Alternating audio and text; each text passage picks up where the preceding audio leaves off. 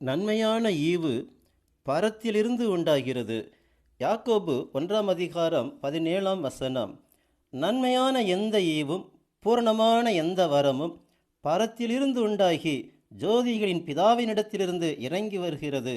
அவரிடத்தில் யாதொரு மாறுதலும் யாதொரு வேற்றுமையின் நிழலும் இல்லை.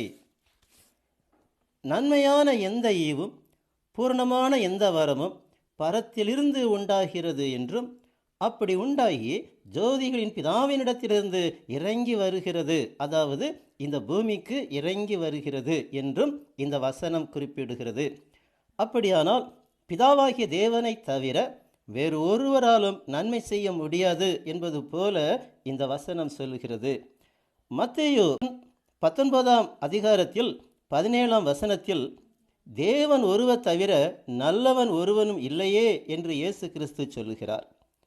தேவனுடைய குமாரனாகிய இயேசு கிறிஸ்துவும் தேவன் என்று யோவான் 1:1 யோவான் 10:33 எபிரேயர் 1:8 மற்றும் 9 1 யோவான் 5:20 சொல்லுகின்றன என்பதை கவனிக்க வேண்டும்.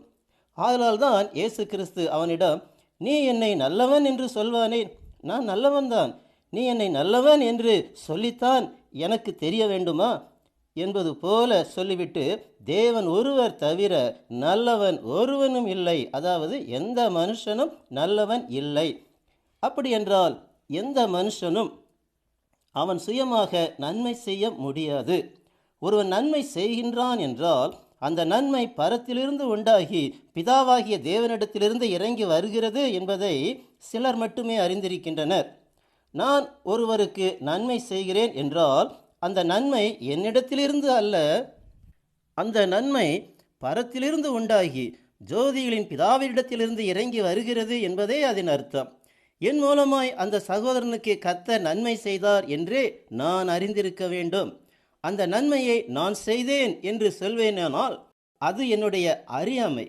நான் எந்த நபருக்கு நன்மை செய்தேனோ அந்த மனிதன் ஒரு நாள் என்னிடம் தகாத விதமாய் நடந்து கொள்வாரானால், நான் அந்த மனிதனை குறித்து, இந்த மனிதனுக்கா நான் நன்மை செய்தேன், இந்த மனிதன் நன்றி கெட்டவனாய் இருக்கிறானே, இவருக்கு இனிமேல் நன்மை எதுவும் செய்யக்கூடாது என்று எண்ணுவேனானால் நான் நல்லவனா?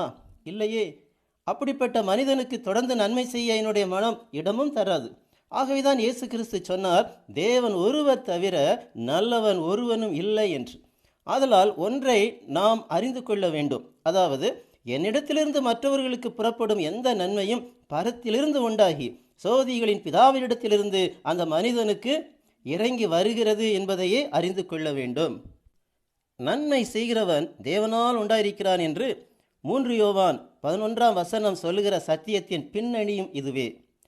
மனிதர்கள் செய்யும் நன்மைகள் பல விதங்களில் சுயநலம் உள்ளதாகவே காணப்படும்.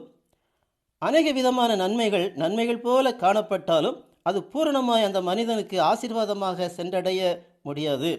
அப்போஸ்தலர் 10:38 வாசிக்கிறோம், நசரேயனாகிய இயேசுவை தேவன் பரிசுத்த ஆவியினாலும் வல்லமையினாலும் அபிஷேகம் பண்ணினார். தேவன் அவருடனே கூட இருந்தபடியினாலே அவர் நன்மை செய்கிறவராயும் பிசாசின் வல்லமையில் அகப்பட்ட யாவரையும் குணமாக்குகிறவராயும் சுற்றித் திரிந்தார்.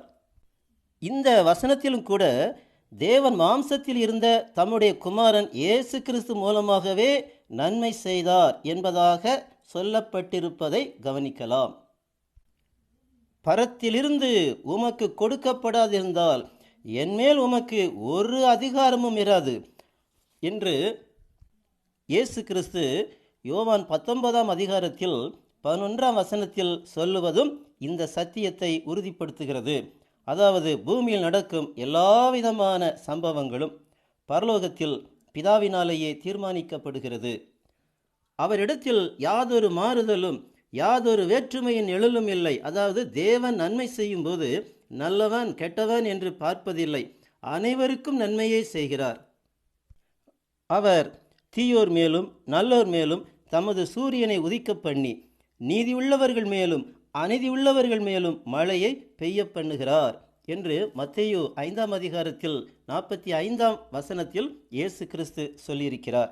ஆதலால் பூமியில் ஒரு மனிதனுக்கு ஒரு நன்மை உண்டாகிறது என்றால் அது பரத்திலிருந்து உண்டாகி ஜோதிகளின் பிதாவினிடத்திலிருந்து இறங்கி வருகிறது என்பதை தேவனை அறியாதவர்கள் அறிந்திருக்கவில்லை என்றாலும் தேவனை அறிந்த நாம் பரிசுத்த வேதாகமத்தின் மூலமாக அறிந்திருக்க வேண்டும். கர்த்தராகிய இயேசு கிறிஸ்துவின் நாமம் மகிமைப்படுவதாக. ஆமேன்.